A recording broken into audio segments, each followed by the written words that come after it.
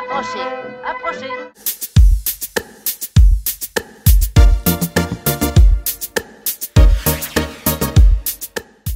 Alors Stéphane Corbin. Oui, bonjour.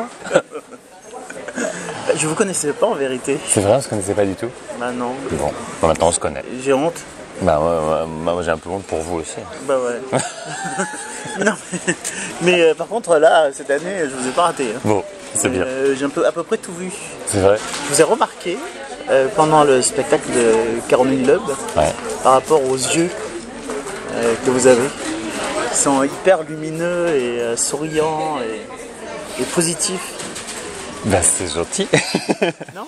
C'est vrai? C'est sincère? En fait, j'ai une passion pour accompagner les gens. Ouais. C'est un espèce de... J'ai fait énormément de scènes. J'ai 42 ans, donc j'ai commencé ça à 17 ans. De spectacles, de comédie musicale, de théâtre musical, de choses comme ça, de trucs comme comédien, comme chanteur. Et en fait, le rôle d'accompagnateur, c'est celui que je préfère. Parce que c'est à la fois un truc d'ombre et de lumière, beaucoup d'ombre, et où on est au service de quelqu'un, où il faut guetter toujours cette histoire de moment présent, d'être toujours dans être aux aguets, qu'est-ce qui va se passer, voilà. Et j'accompagne que des gens et des chanteurs ou des spectacles que j'aime. Souvent, la plupart du temps, c'est pas le cas pour Caroline, mais j'ai fait une exception pour elle parce que c'est quelqu'un que j'aime beaucoup, c'est une artiste que j'admire beaucoup.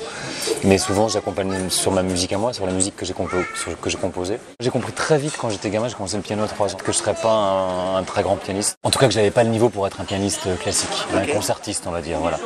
Par contre, j'ai appris très vite à devenir un très bon accompagnateur. C'est pas forcément le même métier. Je connais j'ai été sur des spectacles avec des pianistes qui sont peut-être meilleurs que moi techniquement, mais qui ont peut-être pas ce sens de suivre le chanteur, d'avoir compris qu'on est derrière, qu'on n'est pas là pour nous entendre nous, qu'on est là pour les mettre eux en valeur. Et c'est un truc que j'adore faire. Mais ça se ressent énormément. Et quand vous les regardez jouer, chanter, votre œil transperce ça en fait. Je m'en rends pas compte, mais non, ça m'a vraiment impressionné. J'ai trouvé que vous buviez les paroles comme si c'était la première fois que vous les entendiez en fait. Bah je pense que c'est d'abord il y a un émerveillement. Je suis très heureux. Sur Nos années parallèles, par exemple, j'ai un tel bonheur de retrouver ces deux acteurs que j'aime, de voir, de redécouvrir chaque jour la finesse de la mise en scène de Virginie, de réentendre, elle est extraordinaire, enfin, de voir la délicatesse avec laquelle elle a respecté mes mots, mon histoire, et où elle y a ajouté tout un tas de choses auxquelles moi j'aurais jamais pensé. Voilà, et puis je vois ces deux personnes, Alexandre et Valérie, qui font tellement partie de ma famille artistique, avec qui on a déjà fait une pièce, qui font partie des Funambules, qui sont des piliers, qui sont des amis. Extraordinaire. Lumineux. Extraordinaire. Mais ce que je trouve, excusez-moi, mais justement j'avais envie de savoir comment est-ce que vous avez écrit ce texte que je trouve très très fort. Je voulais savoir si vous aviez eu en fait une collaboration très proche avec la mise en scène. Ou bien si vous vous êtes laissé vraiment guider, porter. En fait, avec Virginie, on travaille ensemble depuis 6 ans maintenant. On a fait 8 spectacles ensemble. On fait la musique de tous ces spectacles, toutes ces mises en scène. C'est la marraine des Funambules. Donc c'est une de mes meilleures amies. On a une complicité, on a eu un coup de foudre amical et artistique extrêmement fort, une évidence, voilà. Et en fait, du coup, le livre, il a été fini d'écrire il y a quelques années déjà. Il a été publié en 2017 et au moment où on a décidé de faire l'adaptation, on a travaillé ensemble, bien sûr, avec Virginie sur l'adaptation elle-même, mais elle a respecté chacun de mes mots. Quand il y avait des choses que je voulais pas, des modifications que je voulais pas faire, elle était vraiment... C'est moi qui ai toujours le final cut, parce que bien sûr, c'est mon histoire, c'est mes mots, voilà. Et par contre, moi, je suis un type qui a un énorme sens de la hiérarchie. C'est-à-dire, j'avais été très marqué par une interview de Clint Eastwood à qui on demandait mais quand vous êtes acteur, vous n'avez pas envie d'aller mettre un peu votre grain de sel sur où placer la caméra, vous qui réalisez des films incroyables, machin. Et en fait, moi, et il répondait, non, quand je suis acteur, je fais ce qu'on me dit. Du coup, à partir du moment où j'ai décidé de confier la mise en scène, qu'on a terminé le travail d'adaptation, Virginie est quelqu'un à qui je fais tellement confiance, qui a une sensibilité tellement commune avec la mienne et qui y ajoute des choses que moi je n'ai pas. Vraiment une collaboration qui est d'une facilité, d'une fluidité absolue. On a les mêmes méfiances, on a une manière d'aborder les sujets graves, très importants, avec beaucoup de légèreté, avec beaucoup d'humour. On a le même univers, quoi, donc on se complète. Quand je vais au théâtre, je lis jamais l'histoire au préalable, j'aime bien être surpris. Donc je n'aime pas raconter des histoires, mais il y a 2 moments que j'ai trouvé absolument incroyables. c'est le moment où la maman est posée sur ce canapé sans les pieds sur terre en fait. Et d'ailleurs ça m'a fait presque un peu... Ça a été un peu triste pour moi quand elle a fini par poser les pieds à terre. D'ailleurs j'ai senti qu'elle avait un peu de mal à les poser en vérité. Je voulais savoir si c'était quand même une indication. Ouais, bien sûr. Le premier jour de travail qu'on a fait avec Virginie, elle m'a dit tout de suite, j'ai eu une vision de la pièce. Elle sera immobile dans ce canapé qui est un endroit un peu irréel. Elle n'est pas si immobile que ça d'ailleurs. Non, elle l'habite complètement. Voilà. Mais en tout cas, elle ne mettra pas le pied à terre. Exactement. Et par contre, elle va habiter tout son espace. Oui, cette idée exceptionnelle. Elle est extraordinaire. Celle-là est l'image de fin. Voilà. L'image de fin. Les deux plus grands moments. Ouais. Je ne veux pas dire. C'est d'une beauté. Vous savez, pour moi, Virginie est une grande metteuse en scène. Elle a une très belle carrière de comédienne, d'humoriste. Et elle a vraiment pris un virage il y a quelques années. Et c'est tellement une personne magnifique et une artiste extraordinaire. J'espère vraiment que ça va se savoir plus, qu'elle va être reconnue. Et poétique. Poétique et drôle. Et puis elle est tellement attachante d'être là à l'entrée, d'être faire attention aux gens. À mon âge, on commence à avoir été dirigé par pas mal de monde. Oui. Je n'ai jamais vu quelqu'un diriger les comédiens avec autant de tendresse. C'est la personne la plus généreuse, depuis 6 ans qu'on se connaît. Moi, j'ai eu des petits passages. J'ai vécu un truc très difficile dans ma vie dans ces 6 dernières années. Elle a été là d'une manière... c'est quelqu'un de fabuleux. Voilà, je l'aime. J'avais envie de vous parler de ça, justement. Parce qu'en fait, je trouve que vous abordez des sujets qui sont quand même délicats, douloureux. Nos années parallèles, par exemple, le sujet est peut-être triste, mais vous le faites toujours avec une pointe. Il y a toujours de l'humour et de douceur et d'optimisme. Vous savez ce que disait Barbara, la chanteuse Barbara, qui est mon idole absolue? Elle disait: faut être sacrément marrant dans la vie pour chanter des chansons graves. Ah oui, c'est génial. Et je me reconnais complètement là-dedans. Je suis attiré, mon goût artistique ne va que vers la musique mélancolique, par exemple. Oui, mais il y a toujours une pointe d'humour. Ouais, mais parce que il faut l'aborder avec beaucoup de légèreté. Je déteste qu'on assène les choses. Je déteste qu'on donne des leçons de morale. Moi, ce que je veux, c'est que les gens soient touchés, puissent se reconnaître. Et il y a un autre truc, peut-être que moi j'ai compris il y a longtemps aussi, c'est que plus on va être sincère dans son écriture, dans sa composition, plus on va être sincère avec son histoire, plus les gens vont se reconnaître, parce que finalement on a tous la même vie. Les sujets qu'abordent Nos années parallèles, il se trouve que c'est une mère et son fils, mais ça marche avec tous les autres liens d'amour. On a tous perdu des proches, on est tous confrontés à la mort, à la maladie, au vieillissement, à la perte. Donc c'est... Voilà, et après moi mon goût et puis mon tempérament va pas vers pathos, la dramatisation et le pathos. J'ai horreur de ça. C'est vraiment parfaitement bien fait de toute façon. Merci. Mais justement, j'avais une question indiscrète. Allez-y. Pour essayer d'avoir cette espèce d'optimisme dans les textes, dans la façon d'aborder les sujets et puis dans l'œil, est-ce qu'il y a un travail sur soi qui a été fait? Est-ce que c'est une volonté, en fait, un choix de vie? Dans Nos années parallèles, tout est quasiment autobiographique. Donc j'ai perdu ma mère assez jeune, j'ai connu elle est tombée malade quand j'avais 18 ans, elle est morte quand j'en avais 23.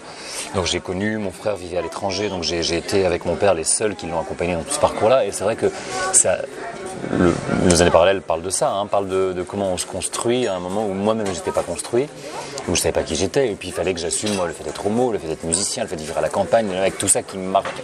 Et ce truc d'adulte à vivre comme ça. Donc je pense que j'ai commencé ma vie d'adulte avec un truc très dur, très violent et qui s'est pas bien fini.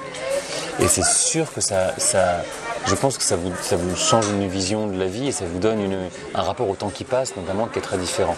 Et le fait d'avoir cette conscience et d'avoir vécu d'autres choses par la suite dans ma vie d'adulte et d'avoir cette conscience qu'on n'est pas là pour longtemps, qu'on n'est pas éternel, que les choses peuvent s'arrêter du jour au lendemain comme ça, je pense que ça m'a donné farouchement l'envie d'être heureux. Oui, une décision. Ouais, une décision. Ah, c'est ce que je ressens. Et pour répondre à votre question précisément, je suis un type qui a passé beaucoup de temps en thérapie. Nos années parallèles, on parle un peu aussi d'une enfance très solitaire, avec un sentiment de marginalité, sans comprendre. Voilà, et du coup, ces gens m'ont beaucoup aidé. Et ça fait maintenant 10 ans que je suis farouchement heureux, quoi. Et vraiment, mais ça sent. La thérapie a fonctionné. Non, parce qu'en fait, j'ai l'impression que vous assumez tout. Ouais, c'est ça. Et je trouve que dans ce métier, c'est pas facile. Et il y a une cohérence entre tout ce que je fais, entre les funambules, entre mes années parallèles.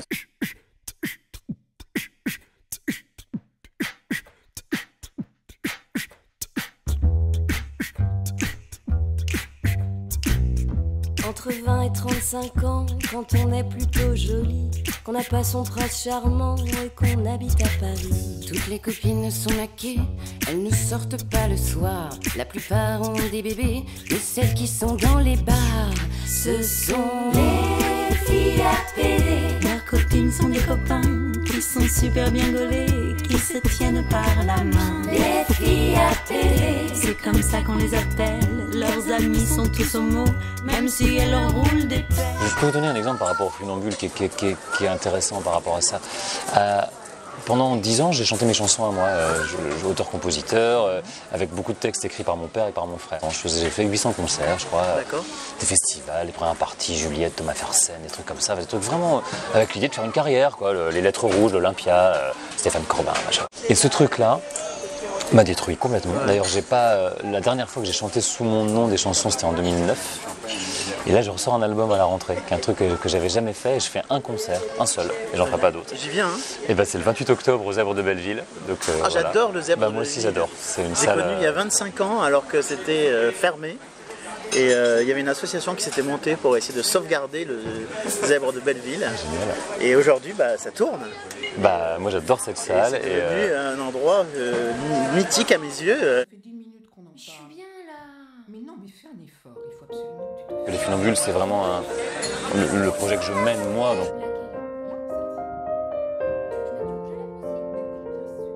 J'ai rien demandé à ma mère, mais elle m'a dit que je devais faire un effort vestimentaire pour un peu de féminité. J'ai mis du rouge et du rimel, et puis j'ai même acheté une jupe, et on m'a dit que j'étais belle juste avant qu'on me traite de pute. J'ai rien demandé à personne, mais on m'a dit que j'étais conne de ne pas sortir avec des hommes, et ça dès le lycée. J'ai essayé les garçons, ils étaient beaux, ils sentaient bon. C'est le seul moment où je vous ai trouvé timide dans les Funambules, c'est justement le moment où vous prenez le micro. Ah ouais. J'ai trouvé que vous étiez fragile à ce moment-là, alors que derrière le piano, il y a... D'abord, c'est vrai, c'est quelque chose comme, je pense, l'était les gens qui m'ont construit. Alors en France, c'est Véronique Sanson ou Michel Berger, ou moi des filles comme Tori Amos ou Elton John, des gens comme ça. On est né avec le piano. Moi, j'ai commencé le piano à 3 ans et je ne l'ai jamais quitté. Et c'est du coup. Alors les fois où dans ma vie j'ai fait le comédien, où j'ai dû danser, tout ça a toujours été très douloureux pour moi. Mais alors je l'ai fait, ça m'a beaucoup amusé, mais c'est compliqué. J'ai l'impression d'être connecté au piano et d'avoir quelque chose de...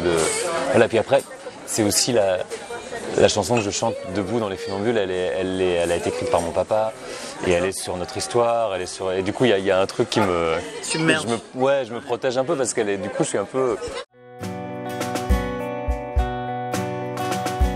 Au début on n'a rien su, au début on n'a rien su, puis ensuite on a su que les hommes, on a su que les hommes qui n'aimaient plus, on a su que les hommes qui n'aimaient plus les femmes étaient de plus en plus nombreux. On a dit d'abord on n'a rien dit, d'abord on n'a rien dit, Puis ensuite on a dit que c'était une aérolite, une météorite, la pollution, le réchauffement climatique, un nouveau virus, prédit par Nostradamus, une mutation génétique, un envoûtement, la faute du gouvernement, la démission des parents la colère divine. et la fin du monde. On a dit qu'il fallait des prières, un pouvoir autoritaire. Un régime militaire, punir les réfractaires. Les Funambules, c'est un projet absolument délicieux, je dirais, parce que c'est à la fois très profond, ça aborde des thèmes qui sont en fait, on pourrait croire résolus, et puis en fait pas du tout. Non, pas du tout. Et ça met en évidence un retour de l'homophobie. J'ai beaucoup discuté avec Dave, c'est le compagnon de Dave qui a écrit la chanson qu'on chante sur le sida, Patrick Loiseau. Et c'est Dave qui la chante sur l'album. Et il me racontait quelque chose que je trouvais très... Pour ça que c'était important. On s'est posé nous la question de savoir si on faisait ou pas une chanson sur le sida, qui reste un des clichés accrochés aux homos, mais qui en même temps fait partie de ces 35 millions de morts. Hein, donc, et j'essaie d'attirer un peu sur ce que ça a été pour les gens qui l'ont vécu dans les années 80-90. Et Dave me disait ça, il me disait mais mais avant l'apparition du sida, les homos, c'était les meilleurs potes, on était contents, on avait tous un ami homo, un machin. Et puis on est devenus les pestiférés, comme pendant les siècles et les siècles avant. Je me réveille et tu es là.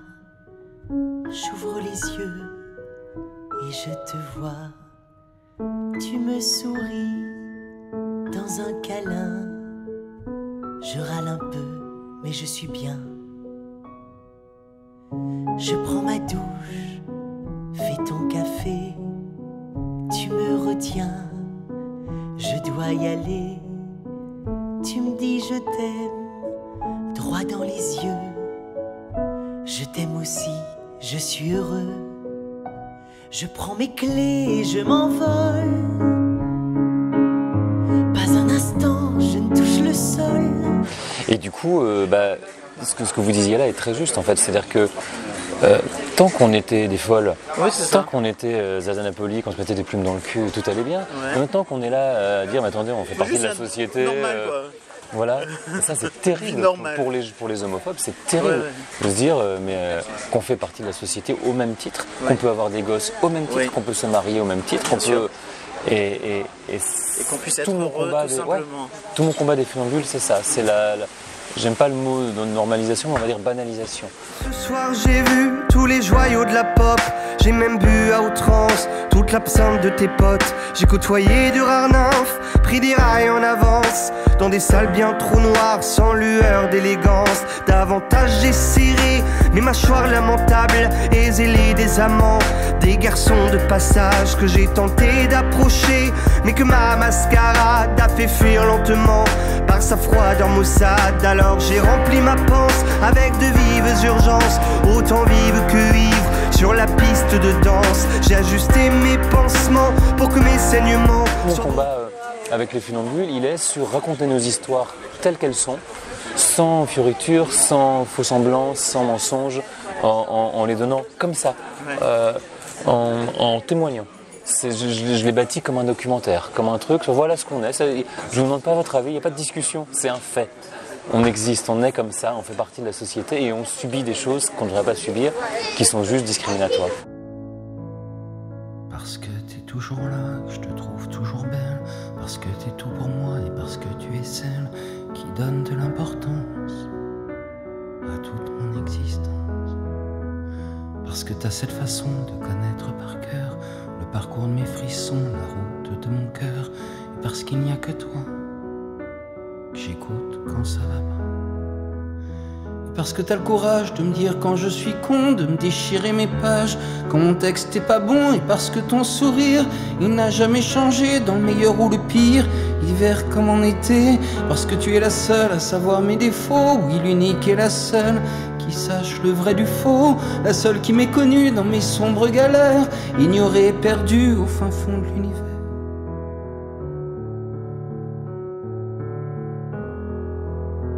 C'est pour toi que je chante, c'est pour toi que je chante, c'est pour toi que je chante, que je chante.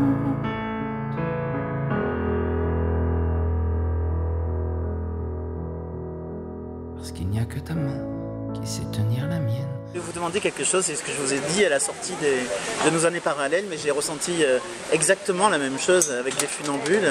Et j'ai eu l'impression que vous ne parliez qu'à moi. C'est vraiment impressionnant. Alors, je ne sais pas si tout le public a cette impression-là. Hier, j'ai reçu un truc, je peux vous montrer. Et voilà, cher Stéphane, je sors de nos années parallèles. Merci, on a eu une vie quasi similaire. Impossible de te parler à la sortie, trop plein d'émotions. Oui, c'est ça. J'ai ressenti ça également. Mais ça, c'est comment dire, c'est plusieurs choses. D'abord, pour moi, si on arrive à faire ça, c'est qu'on a réussi un truc artistiquement. Ah, parce que, et puis, c'est aussi certainement lié, je pense, à ce qu'on disait tout à l'heure, et à l'intimité des sujets abordés, et à la sincérité avec lesquels je les aborde. Et certainement que vous et moi, on a plein de choses en commun dans nos parcours, parce que simplement...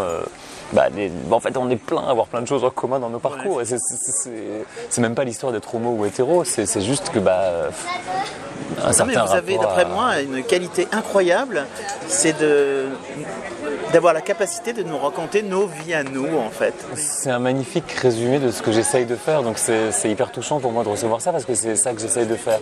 Je cherche, je crois, à toucher avec le réel qui nous unit.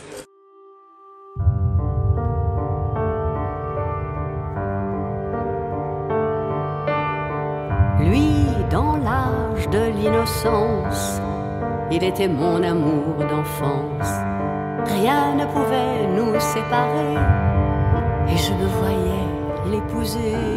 Mais dans l'âge des découvertes, lorsqu'à lui je me suis offerte, il est parti sans rien me dire. J'ai cru que j'allais en mourir.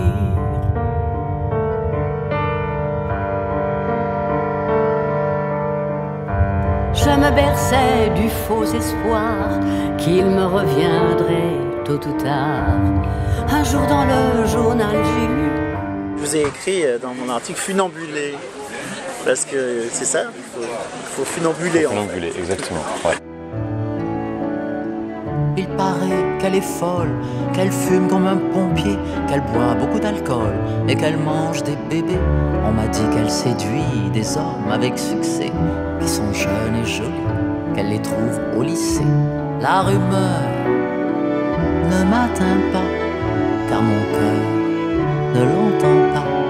Les bêtises de toutes sortes sont priées de rester à ma porte. Merci. Avec plaisir, c'est un grand plaisir. Au début, on n'a rien su. Au début, on n'a rien su. Puis ensuite, on a su que les hommes, on a su que les hommes qui n'aimaient plus. On a su que les hommes qui n'aimaient plus les femmes étaient de plus en plus nombreux. On a dit d'abord on n'a rien dit. D'abord on n'a rien dit. Puis ensuite On a dit que c'était une aérolite, une météorite, la pollution, le réchauffement climatique, un nouveau virus prédit par Nostradamus.